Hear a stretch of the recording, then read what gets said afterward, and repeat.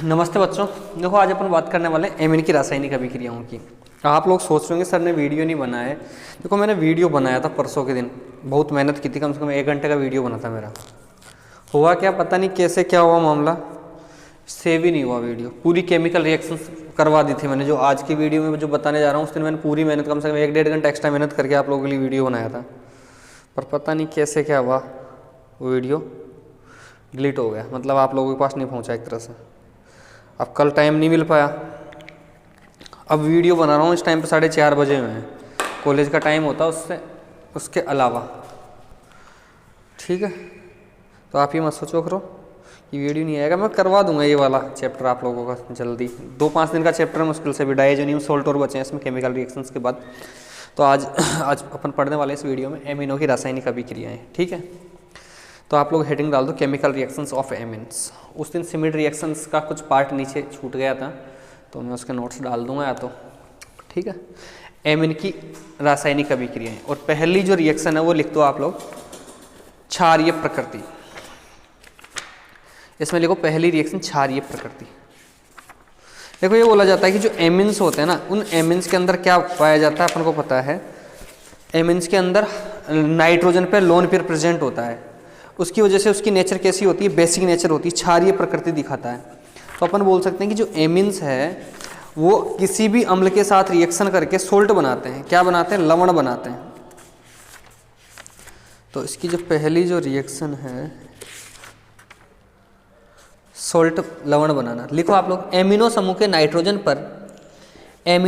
Nitrogen पर उपस्थित एकांकी इलेक्ट्रॉन युग्म के कारण, एमिनो समूह के नाइट्रोजन पर उपस्थित एकांकी इलेक्ट्रॉन युग्म के कारण एमिन क्षारों की तरह व्यवहार करते हैं। एमिन क्षारों की तरह व्यवहार करते हैं। एमिन क्षारों की तरह व्यवहार करते हैं। इसलिए एमिन खनिज अम्लों से क्रिया करके क्रिस्टल लवण बनाते हैं। खनिज अम्लों से क्रिया करके क्रिस्टल लवण बनाते हैं। ठीक है, जो पहली रिएक्शन है, जैसे 1 डिग्री एमिन 2 डिग्री एमिन की रिएक्शन अपन करवाएं,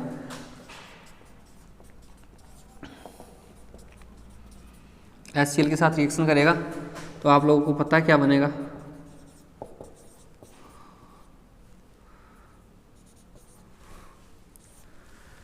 इसी प्रकार से 2 डिग्री के साथ बनेगा, द्वितीयक एमिन हाइड्रोक्लोराइड बन जाएगा।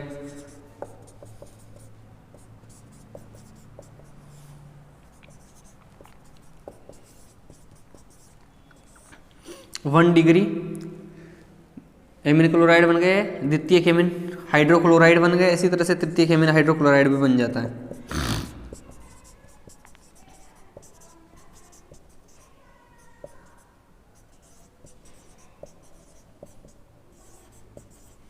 तृतीयक एमिन हाइड्रोक्लोराइड। तो इस तरह से ये सोल्ट बना देते हैं 1 डिग्री 2 डिग्री और 3 डिग्री एमिन्स के साथ। ठीक है, इसी प्रकार से अगर दूसरे जो एसिड्स होते हैं इनके साथ भी रिएक्शन करके सोल्ट बनाने की इनकी जो नेचर है वो पाई जाती है। जैसे अपन बात करें एनिलीन के साथ, तो एनिलीनियम क्लोराइड बना लेगा ये। एनिलीन के साथ HCl के साथ रिएक्शन करवाएंगे तो यहाँ पर जो प्रोडक्ट बनेगा इसको बोला जाता है एनिलीनियम क्लोराइड। एनिलीनियम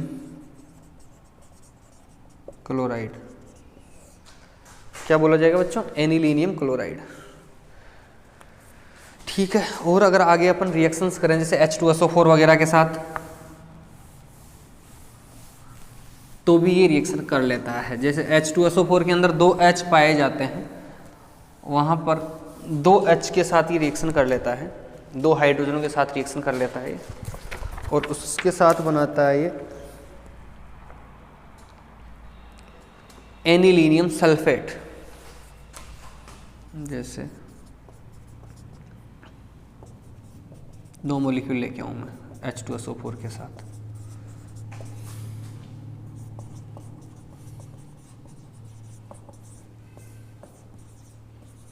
SO4-2, तो ये एनिलीनियम सल्फेट।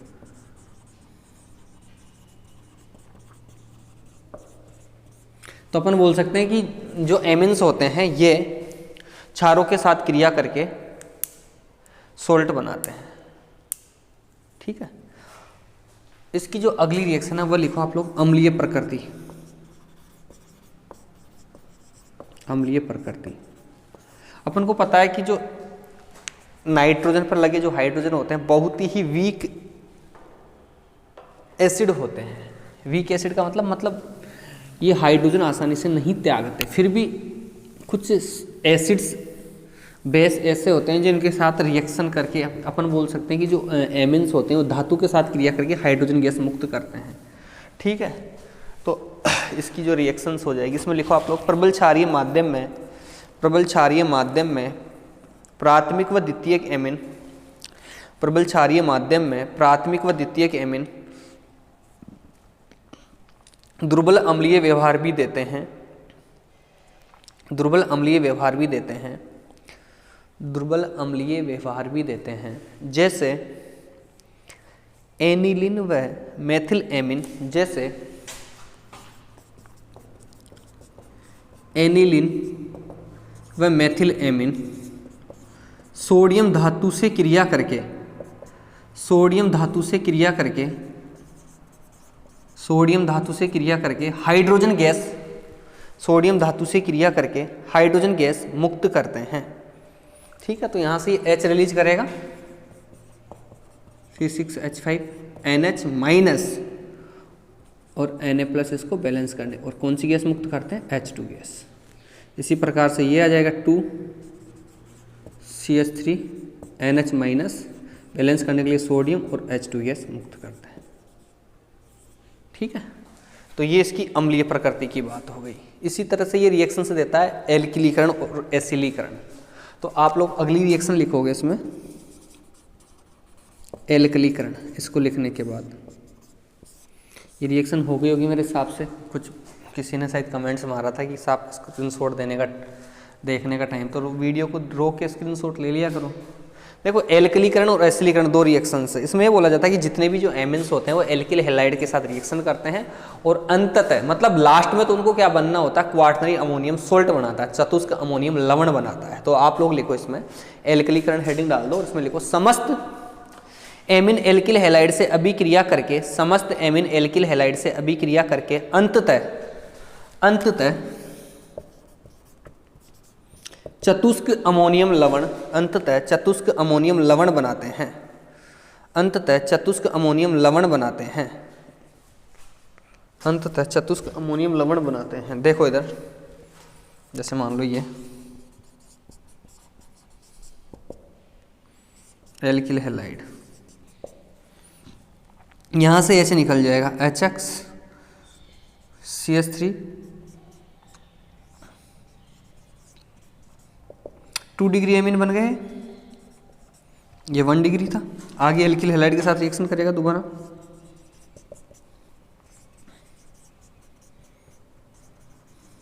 यहाँ भी HX निकल जाएगा। जो लोन पेयर होता हुआ है इसे इसके साथ, ये 3 डिग्री एमीन हो गया। ये एल्किल हैलाइड के साथ रिएक्शन करेगा तो लास्ट में क्या बनेगा? यहाँ पर क्वार्टनरी अमोनियम सोल्ट बनेगा साहब,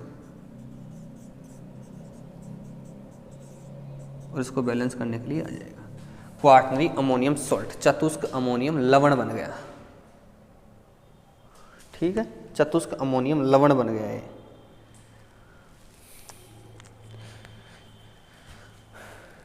लिख लिया होगा आप लोगों ने।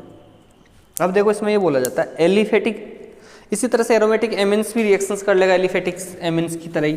तो आप लोग लिखो एलिफेटिक एमिनो की भांति एरोमेटिक एमिन भी, एलिफेटिक एमिनो की भांति एरोमेटिक एमिन भी, एलिफेटिक एमिनो की भांति एरोमेटिक एमिन भी एल्किल हैलाइड से क्रिया करके क्रमशः द्वितीयक एमिन, तृतीयक एमिन एवं चतुष्क अमोनियम लवण बनाते हैं।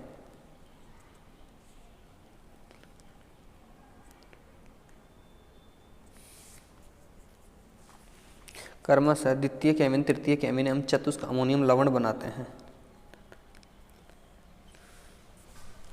तो देखो ये रिएक्शन, और अपन बोल रहे हैं एल्किल हैलाइड के साथ रिएक्शन करना है ये भी। तो यहाँ पर C6H5NH alkyl group plus HX, तो इसको अपन बोल सकते हैं एन एल्किल एनिलिन। अभी जो एन एल्किल एनिलिन है ये आगे रिएक्शन कर लेगी C6H5NHR। चाहो तो एक साथ दिखा सकते हो आप लोग,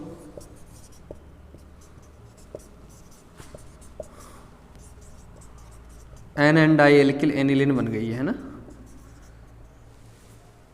इसको ऐसे कर लो, इसको बोला जाता है एन डाई एल्किल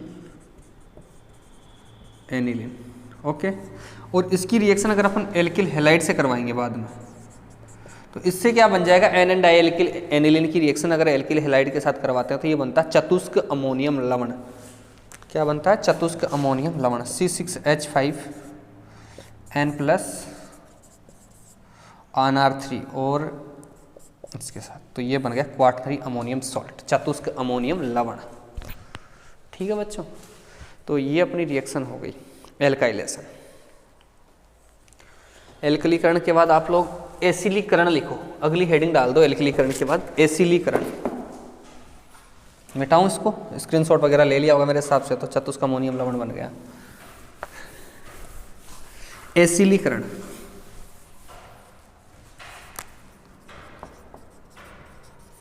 ये बोला जाता है कि जो एमिन है ना, एसिल डेरिवेटिव के साथ रिएक्शन कर, एसिली कारक के साथ कोई भी एसाइलेशन वो हो सकता है रिएजेंट, उसके साथ रिएक्शन करके ये एसिटिल डेरिवेटिव देते हैं। एसाइलेशन अपना जो होता है एल्किल क्लोराइड और एसिटिक एनहाइड्राइड इसके साथ यूज कर सकते हैं, जिससे क्या हो जाता है, एसिल ग्रुप इनमें इंसर्ट हो जाता है। तो आप लोग लिखो एसिलीकरण के अंदर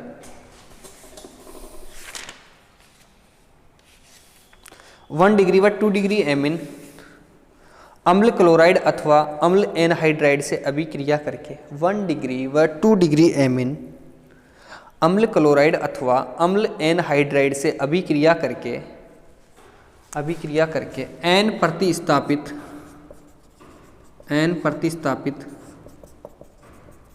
एमाइड बनाते हैं, एन प्रतिस्थापित एमाइड बनाते हैं। आप लोगों ने लिख लिया एन प्रतिस्थापित एमाइड बनाते हैं। देखो इसमें अम्ल क्लोराइड के साथ अगर रिएक्शंस करवाते हैं एमिन्स की अपन,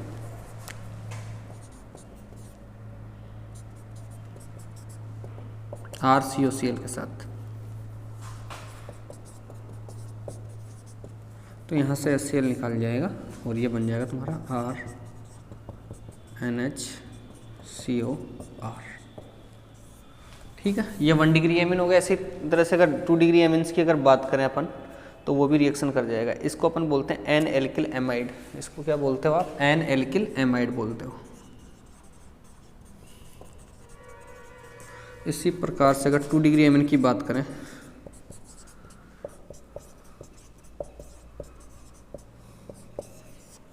तो यहाँ पर देखो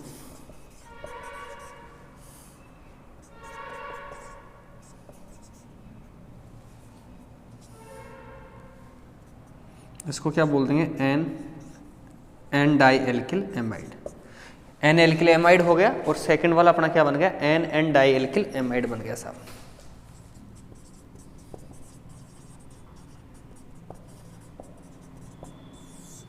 एन डाई एल्किल एमाइड।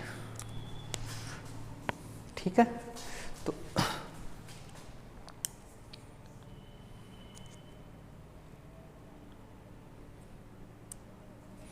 नीचे लिख देना तृतीयक एमिन या 3 डिग्री एमिन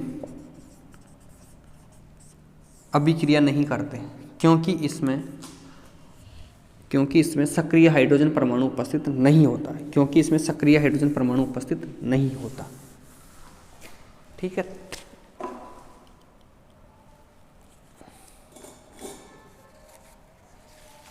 अब देखो आगे देखो, यदि देखो यहाँ पर ये बोला जाता है, एक रिएक्शन आप लोगों ने पढ़ी होगी बेंजोइलेशन। इसमें अगर बेंजोइलीकरण करवाएं अपन एसिटिल क्लोराइड के साथ या एसिटिक एनहाइड्राइड के साथ रिएक्शंस करवा दें, जैसे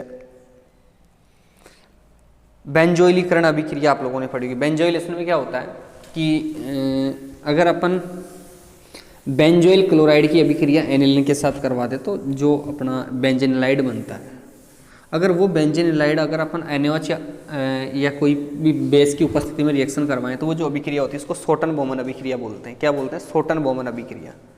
मैंने क्या बोला कि अगर अपन C6H5NaOH वाली जो अभिक्रिया है बेंजोइलेशन करवा दें और वो किसकी प्रेजेंस में करवाएं?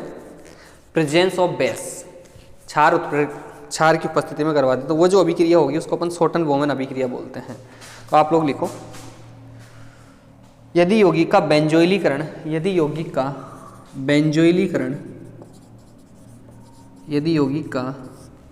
बेंजोइलीकरण तनु NaOH की उपस्थिति में संपन्न करवाया जाए तो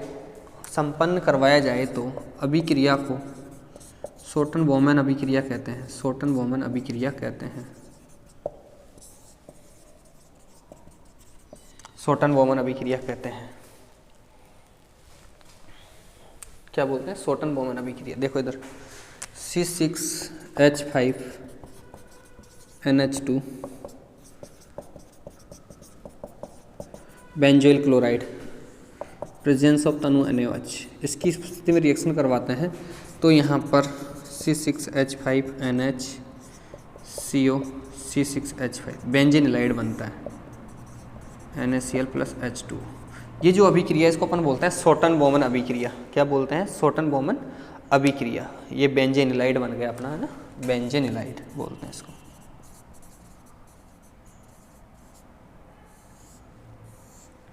ठीक है, ये अपना बेंजेनिलाइड हो गया।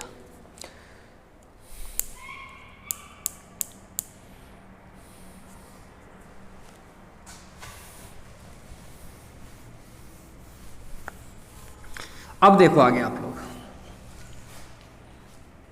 सल्फोनीकरण। अगली रिएक्शन है सल्फोनीकरण। ये बोला जाता है कि अगर एमीन की अभिक्रिया बेंजीन सल्फोनिल क्लोराइड के साथ करवा दें अपन तो N प्रतिस्थापित सल्फोनेमाइड बनते हैं। क्या बनते हैं? N प्रतिस्थापित सल्फोनेमाइड बनते हैं। तो देखो यहाँ पर ये जो अभिक्रिया होती है RNHCl बेंजीन सल्फोनिल क्लोराइड।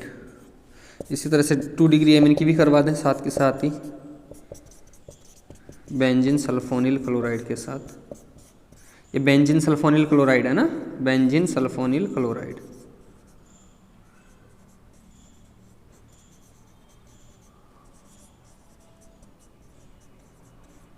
ये बेंजीन सल्फोनिल क्लोराइड है।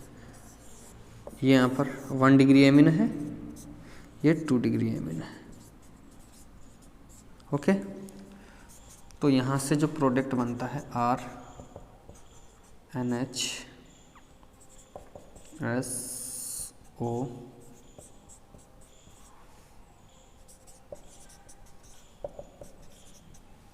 दिस लगा दो। 3 डिग्री रिएक्शन नहीं देगा क्योंकि हाइड्रोजन नहीं होता उसमें। तो इनको अपन बोलते हैं N प्रतिस्थापित सल्फोनेमाइड। ठीक है, N प्रतिस्थापित सल्फोनेमाइड। ये HCl निकली गई यहाँ पे बगल में। N प्रतिस्थापित सल्फोनेमाइड बनते हैं इसमें। सल्फोनिफिकेशन पढ़ ली। आप लोग लिख देना यहाँ पर 3 डिग्री एमीन कोई रिएक्शन नहीं करता।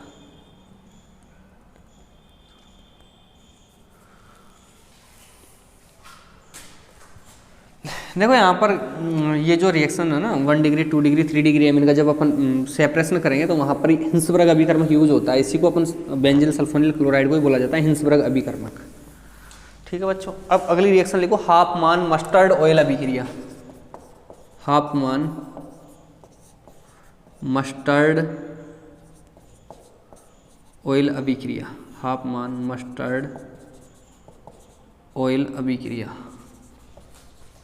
या लिख देना कार्बन डाइसल्फाइड के साथ अभिक्रिया, CH2 के साथ अभिक्रिया।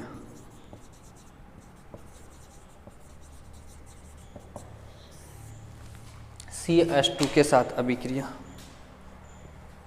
देखो हाफमान मस्टर्ड ऑयल अभिक्रिया है ना, इंपॉर्टेंट रिएक्शन है, पूछ लिया जाता है एग्जाम में। ये बोला जाता है इस अभिक्रिया के अंदर क्या होता है कि प्राइमरी एमिन और सेकेंडरी एमिन दोनों रिएक्शन कर लेते हैं और दोनों को डिफ्रेंशिएट करने के लिए भी काम में ले सकते हैं। ये जो अभिक्रिया इसको प्राथमिक एमिनों के फ्रिक्शन में यूज करते हैं।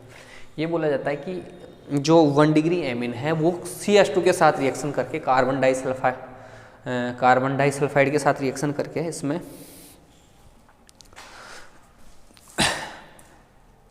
डाईथायोकार्बेमिक अम्ल बनाते हैं। क्या बनाते हैं? डाईथायोकार्बेमिक अम्ल बनाते हैं। और ये जो डाईथायोकार्बेमिक अम्ल है ना, ये AgNO3 सिल्वर नाइट्रेट या HgCl2 मर्क्यूरी क्लोराइड के साथ रिएक्शन करके आइसोथायोसाइनेट बनाते हैं।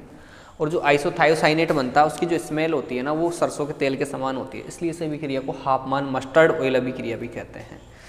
और जो 2 डिग्री एमिन है उसमें डाईथायोकार्बेमिक अम्ल तो बनता है, बट वो आगे रिएक्शन नहीं करता है AgNO3 और HgCl2 के साथ।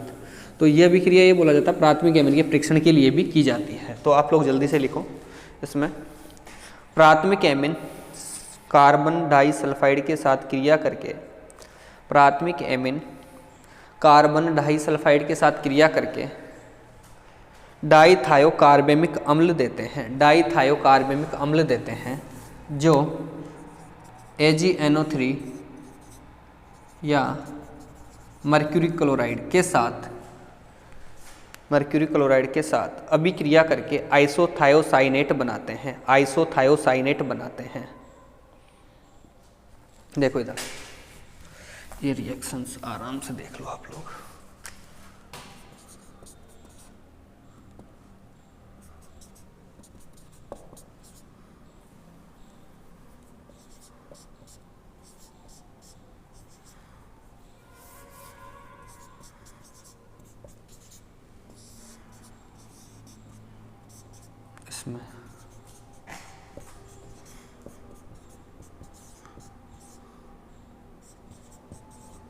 इसमें देखो प्रोटॉन स्थानांतरण होता है, प्रोटॉन ट्रांसफर होता है।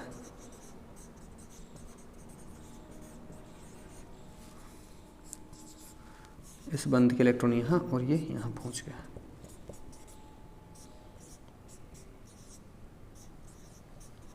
ये जो अम्ल बनता है ना, इसको बोला जाता है डाईथायोकार्बेमिक अम्ल। क्या बोला जाता है? डाईथायोकार्बेमिक अम्ल बोलते हैं इसको। अब इस डाईथायोकार्बेमिक अम्ल का अगर अपन HgNO3 या मर्क्यूरी क्लोराइड के साथ रिएक्शन करवा देते हैं तो इसमें अपन को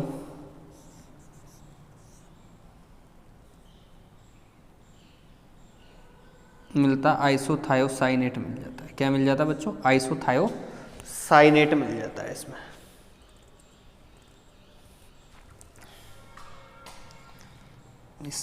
आइसोथायोसाइनेट मिल जाता है। यहाँ से H2S बाहर निकल जाती है और ये बच गया R and double bond CS। इसको बोला जाता है आइसोथायोसाइनेट।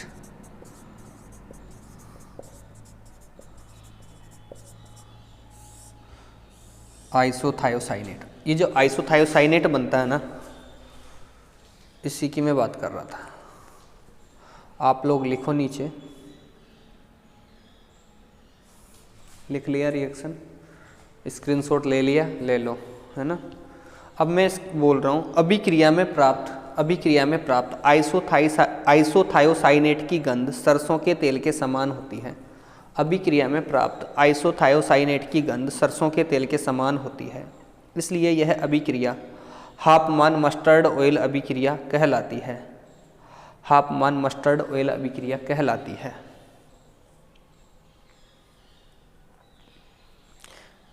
इस अभिक्रिया का उपयोग प्राथमिक एमिनों के परीक्षण के लिए किया जाता है। इस अभिक्रिया का उपयोग प्राथमिक एमिनों के परीक्षण के लिए किया जाता है। ठीक है, तो ये अभिक्रिया हो गई।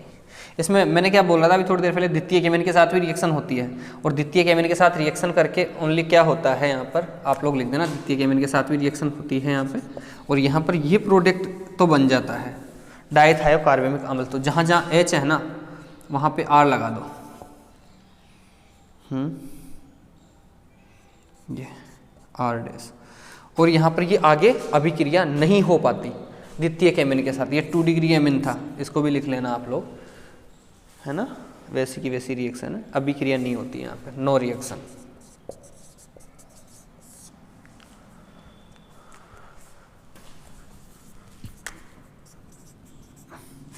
तो ये द्वितीयक एमीन है, आइसोथायोसाइनेट में विघटित नहीं होती है। ठीक है, अगली रिएक्शन है आप लोगों की कार्बिल एमीन अभिक्रिया, और मैंने ये आप लोगों को बता रखी है कार्बिल एमीन अभिक्रिया, डाइक्लोरोकार्बन वगैरह बनता है इसमें, है ना। तो मैं ज़्यादा नहीं बताऊंगा, इसमें सिर्फ रिएक्शन लिखाऊंगा। इसकी मैकेनिज्म देखनी हो तो आप पीछे के जो वीडियो है मेरी प्लेलिस्ट के अंदर पिछले साल मैंने करवा दी थी फर्स्ट ईयर के अंदर, कार्बिल एमीन अभिक्रिया आपको, है ना। और अगर नहीं देखी हो तो इसी के अंदर प्लेलिस्ट के अंदर जो वीडियो है कार्बिल एमीन अभिक्रिया या आइसोथायोसाइनेट परीक्षण, उसमें देख लेना आप लोग। इसमें देखो अपन ये भी जानते थे कि ये अभिक्रिया इसमें क्या होता है कि जो प्राथमिक एमीन होती है ना 1 डिग्री एमीन क्लोरोफॉर्म के साथ अभिक्रिया करके CH-Cl3 और 3KOH मॉलिक्यूल रिएक्शन करते हैं और इसमें आइसोथायोसाइनेट बन जाता है। क्या बन जाता है? आइसोथायोसाइनेट बन जाता है इसमें।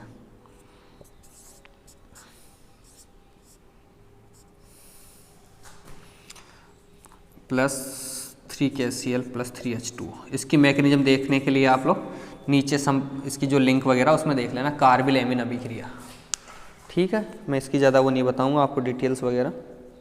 कार्बिल एमीन आइसोसाइनाइड फ्रिक्शन बोलते हैं इसको, इसको गर्म करते हैं तो ये मिल जाता है आइसोसाइनाइड।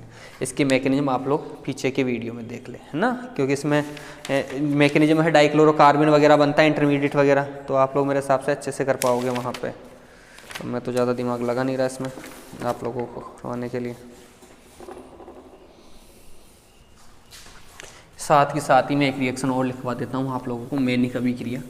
और मैनिक अभिक्रिया इंपॉर्टेंट अभिक्रिया, आप लोग कार्बोनिल कंपाउंड्स के लिए भी इंपॉर्टेंट है ये मैनिक अभिक्रिया, तो मैं इसको उसी पर्पज़ से लिखा रहा हूँ मैनिक अभिक्रिया को। ठीक है बच्चों, मैनिक अभिक्रिया किस पर्पज़ से?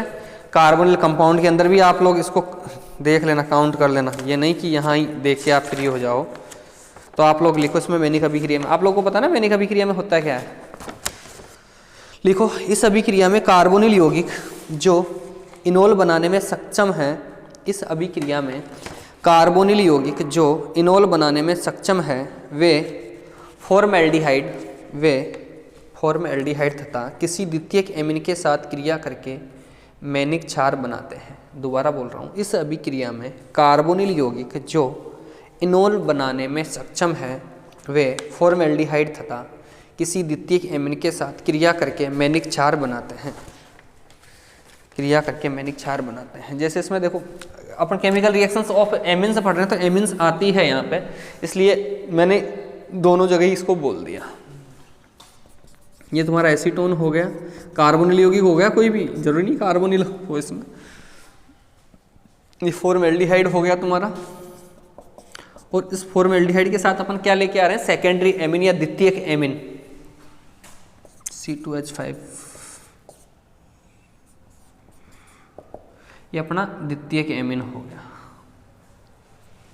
Holt wise. इसकी रिएक्शन अगर अपन करवाएं HCl की उपस्थिति में, तो यहाँ पर ये बोला जाता है मैनिक क्षार बनते हैं। क्या बनते हैं? मैनिक क्षार। क्षार क्यों बोलते हैं? क्योंकि इसमें इस संरचना में नाइट्रोजन प्रेजेंट होता है, और नाइट्रोजन प्रेजेंट होने की वजह से उस पर लोन पेयर प्रेजेंट होंगे, और लोन पेयर प्रेजेंट होंगे तो वह जो है क्षार के रूप में काम करेंगे, इसलिए इसको क्या बोला जाता है? मैनिक क्षार। CH3CO CH2 CH2N C2H5 का होल्ट वाइज मैनिक क्षार बनता है इसमें। ठीक है, आप लोग इसकी क्रियाविधि को देखो, मेन चीज क्या है? क्रियाविधि। ठीक है बच्चों, आप लोग हेडिंग डाल दो क्रियाविधि।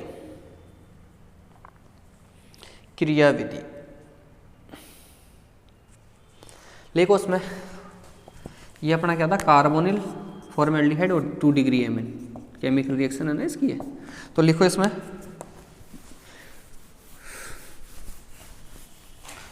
लिखोगे आप, क्या लिखोगे? क्रियाविधि। इस अभिक्रिया की क्रियाविधि अम्लीय माध्यम में, इस अभिक्रिया की क्रियाविधि अम्लीय माध्यम में निम्न प्रकार प्रदर्शित की जा सकती है। इस अभिक्रिया की क्रियाविधि अम्लीय माध्यम में निम्न प्रकार प्रदर्शित की जा सकती है। देखो इधर, देखो इसकी जो मैकेनिज्म है, इसमें 2 पद होते हैं। अपन बोले पहला पद, फर्स्ट स्टेप, इसमें क्या होता है कि जो द्वितीयक एमीन है अपने पास, वो इमीनियम आयन बनाएगा फॉर्मएल्डिहाइड के साथ रिएक्शन करके। किसके साथ रिएक्शन करेगा बच्चों? फॉर्मएल्डिहाइड के साथ। ये दे देगा इसमें R2 positive charge, O minus H। अब यहाँ पर अपन बात करते हैं अम्लीय माध्यम की, तो अब इसमें एसिड लेके आ जाएंगे। देखो इसमें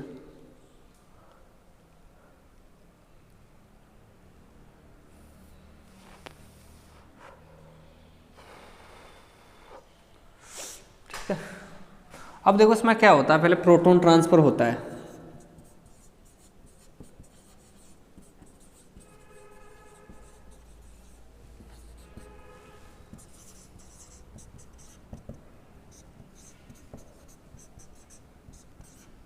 यहाँ पे प्रोटॉन ट्रांसफर हो जाता है।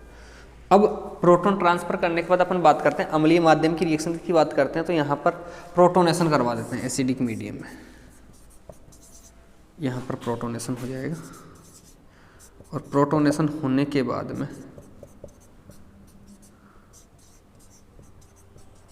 आप लोगों को पता है क्या होना है, यहाँ से वाटर मॉलिक्यूल बाहर निकलता है और वाटर मॉलिक्यूल बाहर निकल के इसमें जो आयन बनता है उसको अपन इमीनियम आयन बोलते हैं। क्या बोलते हैं? Iminium ion. ये बन गया देखो R2 and double bond CH2, ये अपना क्या हो गया, इसको बोला जाता है इमीनियम आयन। ठीक है बच्चों, इसको क्या बोला जाता है? Iminium ion. ये प्रथम पद में एक तरह से अपना इलेक्ट्रोफाइल्स की तरह काम करता है। किसकी तरह काम करता है बच्चों? इलेक्ट्रोफाइल्स की तरह। अब अपन क्या करते हैं, दूसरे पद के अंदर न्यूक्लियोफाइल बनाते हैं और इलेक्ट्रोफाइल और न्यूक्लियोफाइल्स की आपस में रिएक्शन करवा देते हैं। इसका जो सेकंड स्टेप है, सेकंड स्टेप या द्वितीय पद, उसमें देखो क्या होता है कि अपने पास क्या होता है, एसीटोन होता है और इस एसीटोन में अपन कीटोइनोल आइसोमेरिज्म अच्छे से करवाना जानते हैं। तो इसमें क्या बन जाता है? इनोल बन जाता है बच्चों। क्या बन जाता है? इनोल। इसको अपन बोलते हैं इनोल। अब ये जो इनोल बन गया ना, ये न्यूक्लियोफाइल की तरह काम करता है। किसकी तरह? न्यूक्लियोफाइल की तरह, नाभिक स्नेही की तरह काम करता है। अब अपन बोलेंगे कि जो नाभिक स्नेही है और ये इनोल और इमीनियम आयन आपस में रिएक्शन कर लेंगे। तो देखो ये आपस में कैसे रिएक्शन करते हैं, CH3 CO CH2 OH, sorry,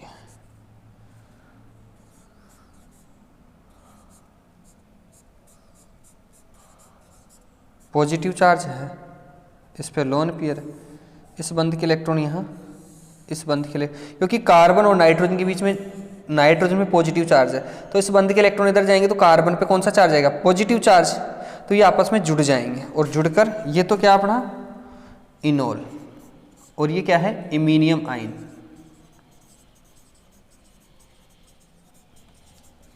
क्या था? इमीनियम आयन है। दिख तो रहा ना आपको? और आपस में ये जुड़ के आराम से रिएक्शन कर लेंगे। और यहाँ इस स्टेप में देखो मैं H+ और निकाल रहा हूँ, क्योंकि ये डबल बॉन्ड बनेगा तो ऑक्सीजन पे पॉजिटिव चार्ज आएगा और पॉजिटिव चार्ज ये त्याग देगा। तो इस तरह से ये बना CH3 CO CH2 और NR2। इसको अपन क्या बोलते हैं? मैनिक क्षार। क्या बोलते हैं बच्चों? मैनिक क्षार बोलते हैं इसको।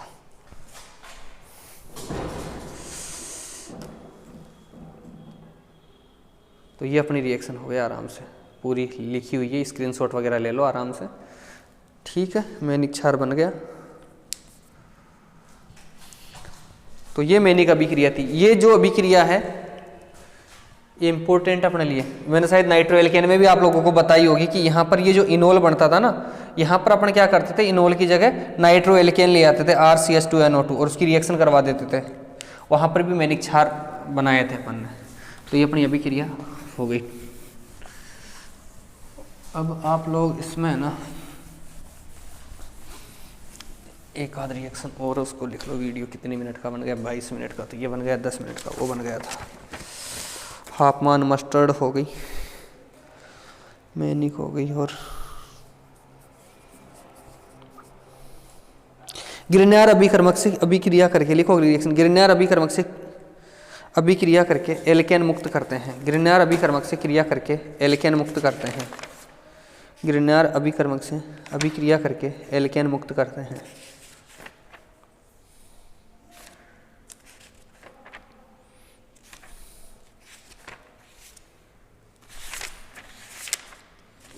तो देखो ग्रिग्नार अभिकर्मक के साथ RNH2 ये दो RMgX है मान लो, तो ये H देगा और ये R, तो यहाँ से RH और RNH के साथ कौन जुड़ जाएगा, देखो यहाँ ये नेगेटिव चार्ज आएगा, उस नेगेटिव चार्ज पे कौन जुड़ जाएगा, Mgx। यहाँ पर फिर दोबारा ये है ना ग्रिग्नार के साथ रिएक्शन कर सकता है, तो यहाँ पर बन जाएगा R2N और RH मुक्त कर देगा ये प्लस Mgx। तो एल्केन ग्रिग्नार अभिकर्मक के साथ क्या मुक्त करते हैं, एल्केन मुक्त करते हैं। तो ये रिएक्शन भी आप लोगों ने लिख ली है, मैं चलो लिख ही लो यार, आप होगा सो देखा जाएगा। एमिनो का ऑक्सीकरण, अगली रिएक्शन है एमिनो का ऑक्सीकरण। ज़्यादा नहीं बताऊंगा मैं, जल्दी जल्दी करवा रहा हूँ। ऑक्सीडेशन ऑफ एमिन्स, एमिनो का ऑक्सीकरण। एमिनो का ऑक्सीकरण ये बोला जाता है कि जो एमिनो का ऑक्सीकरण होता है ना 1 डिग्री 2 डिग्री 3 डिग्री एमिन्स अलग अलग तरह से ऑक्सीडाइज्ड होती है। सबसे पहले मैं बात करता हूँ प्राथमिक एमिन। प्राथमिक एमिन हेडिंग डाल दो आप लोग, प्राथमिक एमिन, प्राइमरी एमिन। आप लोग इसको पोज कर करके देखना, मैं जल्दी जल्दी कर रहा हूँ ना। प्राइमरी के अभी बोला जाता है जो प्राइमरी एमिन्स होती है ना, ये प्राइमरी एमिन में NH2 ग्रुप होता है। ये अगर 1 डिग्री कार्बन से जुड़ा हुआ है, 2 डिग्री कार्बन से जुड़ा हुआ, 3 डिग्री कार्बन से जुड़ा हुआ, तो अलग अलग प्रकार के प्रोडक्ट बनते हैं।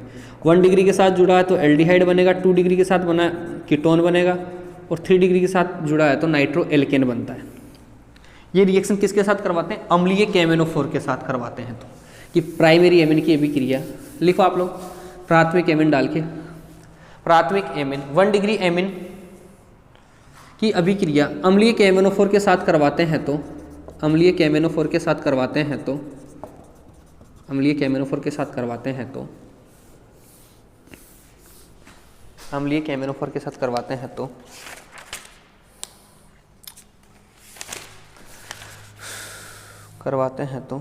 ऑक्सीकरण कराने से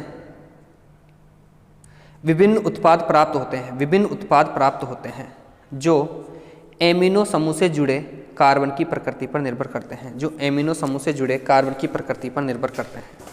जैसे देखो इधर प्राथमिक एमिन के अंदर ही अगर पहली अभिक्रिया है RCH2NH2, यहाँ पर ही किसके साथ जुड़ा हुआ है, प्राइमरी कार्बन के साथ, 1 डिग्री कार्बन के साथ, अम्लीय KMnO4 के साथ इसका ऑक्सीकरण करवाते हैं अपन।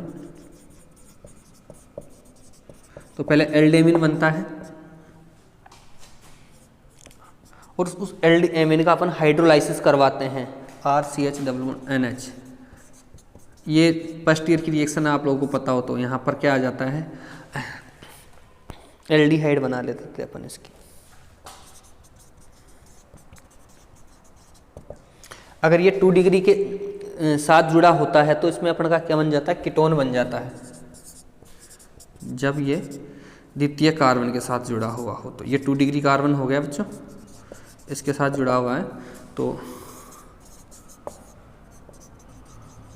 KMnO4 H2SO4 के साथ रिएक्शन करेगा और RC≡NH और इसका हाइड्रोलाइसिस करवाते हैं तो यहाँ पर ये कीटोन बन जाता है। क्या बन जाता है, कीटोन। NH2 होता है, NH3 है भैया, NH3 है यार, NH2 कहाँ से होगा, सिंगल। तो 2 डिग्री के साथ क्या बन गया, कीटोन। और अगर 3 डिग्री के साथ जुड़ा हुआ होता है, 3 डिग्री कार्बन के साथ जुड़ा हुआ होता है ये, तो ये बोला जाता है नाइट्रो एल्केन बन जाता है। ये KMnO4 H2SO4 इसके साथ क्या बन जाता है, नाइट्रो एल्केन बन जाता है बच्चों। सिर्फ NO2 ग्रुप लग जाता है, नाइट्रो एल्केन। तो 3 अलग अलग प्रोडक्ट बन गए, ठीक है, नाइट्रो एल्केन बन गया। आप लोग ये तो बात कर ली अपन ने अम्लीय KMnO4 की। अगली रिएक्शन है इसी में केरोस अम्ल के साथ। प्राथमिक एमिन की रिएक्शंस करवाते हैं केरोस अम्ल के साथ। किसके साथ,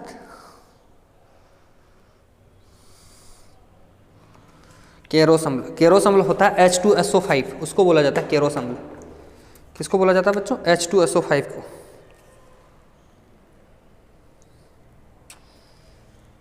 H2SO5 को बोला जाता है केरोस अम्ल।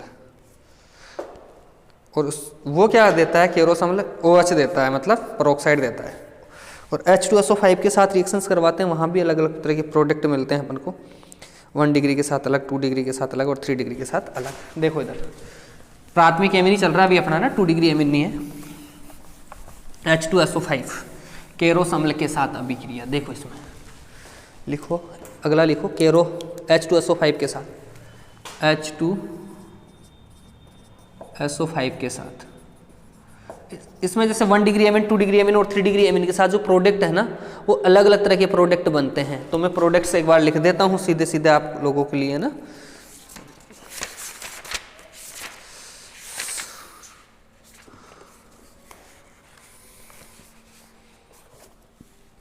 केरोस अम्ल, देखो यहाँ पर ये जो 1 डिग्री कार्बन है RCH2NH2, तो इसमें तो क्या होता है, मिक्सर प्राप्त होता है। यहाँ पर केरोस अम्ल ही है H2SO5। 3 तरह के प्रोडक्ट प्राप्त होते हैं, तो इंपॉर्टेंट है भैया अपने लिए। ये 3 तरह के प्रोडक्ट होते हैं। इसमें N एल्किल हाइड्रोक्सिल एमिन मिल सकता है, RCH2NHOH, N alkyl hydroxyl amine.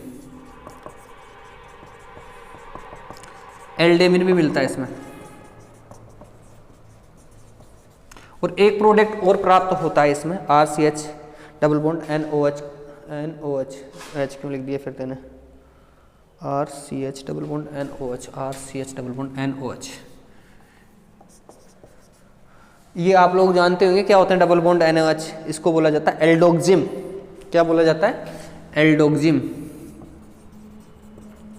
Mixer प्राप्त होता है और साथ में एक प्रोडक्ट और प्राप्त होता है RCHNOH,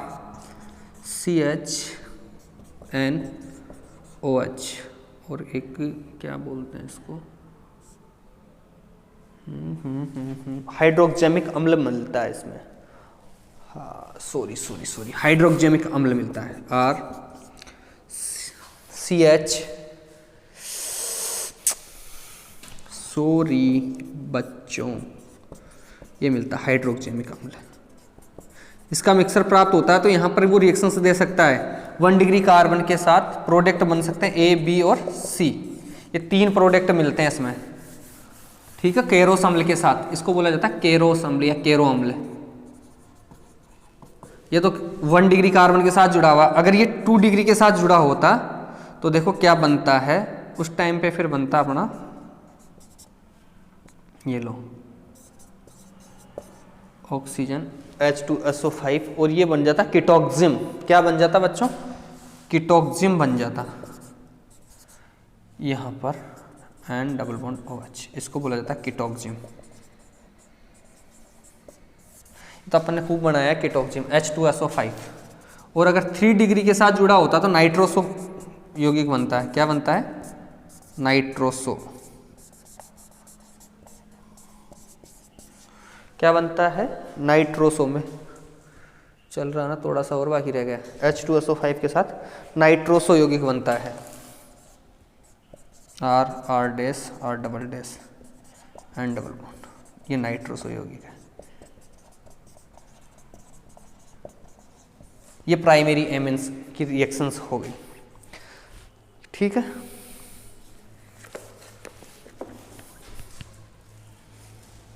अब देखो द्वितीयक एमिन की बात करते हैं अपन। ये मिटा रहा हूं मैं ना जल्दी जल्दी, आप लोग थोड़ा रोक रोक के देख लेना इसको।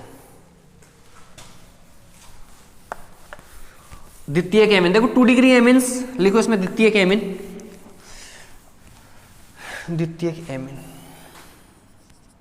ये बोला जाता है जो द्वितीयक एमिन है ना, इसमें कौन कौन हो सकता है? H2O2 हो सकता है, पेरोक्साइड हो सकता है, पर अम्ल हो सकते हैं, पर एसिड्स हो सकते हैं, केरोस अम्ल भी हो सकता है H2SO5। इनके साथ अभिक्रिया करके ये है ना हाइड्रोक्सिल एमिन देते हैं। केरोस अम्ल H2O2 पर एसिड्स के साथ ऑक्सीडाइज्ड होकर क्या देते हैं? हाइड्रोक्सिल एमिन देते हैं। इनके साथ अपन कुछ भी कर सकते हैं। हाइड्रोक्सिल एमिन, ये हाइड्रोक्सिल एमिन देते हैं साहब। 2 डिग्री एमिन। पता आप लोग उस टाइम पे टाइम कितना हो रहा है, सुबह 5 में कॉलेज में प्रेजेंट हूँ तुम लोगों के लिए कि तुम्हारा कुछ भला हो जाए। फिर भी कुछ लोग तो गालियाँ देते होंगे ना, वीडियो टाइम पे नहीं डालते, ये नहीं करते, वो नहीं करते। कोई बात नहीं बेटा, हो दे लो। ये हो गया। तो अब हाइड्रोक्सिल एमिन मिलता, मतलब H2O2 पर एसिड H2SO5, कोई भी है, तीनों में से कोई भी आ जाएगा द्वितीयक एमिन में, तो यहाँ पर क्या बनता है, हाइड्रोक्सिल एमिल बनता है। अब ये बोला जाता है, एक रिएक्शन तो ये हो गई, इसी के अंदर सेकंड जो रिएक्शन है वो ये बोला जाता है, अगर अपन अम्लीय KMnO4 के साथ 2 डिग्री एमिन्स का ऑक्सीकरण करवाएं तो अपन को टेट्रा एल्किल हाइड्रेजिन मिलती है। क्या मिलती है, हाइड्रेजिन। तो आप लोग लिखो KMnO4 के साथ हाइड्रेजिन बनती है, KMnO4 के साथ हाइड्रेजिन बनती है। ये 2 डिग्री एमिन है। अगर इसका ऑक्सीकरण करवाते हैं अपन KMnO4 के साथ तो क्या मिलता है अपन को, हाइड्रेजिन, टेट्रा एल्किल हाइड्रेजिन बोल देते हैं इसको अपन। और NH2 को बोलते हैं हाइड्रेजिन।